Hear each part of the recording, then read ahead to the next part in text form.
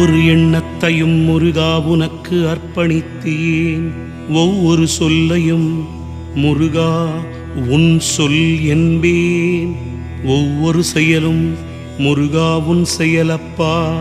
அப்பப்பா முருகனின் அருளே ஆதாரமப்பா.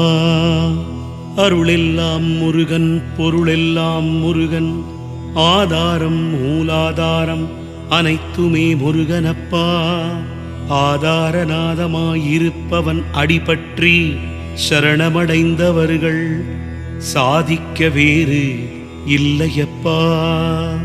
உன்னுள்ளும் முருகன், என்னுள்ளும் முருகன், உன்னுள்ளே முருகனை முழுமையாய் உணர்ந்துவிடு.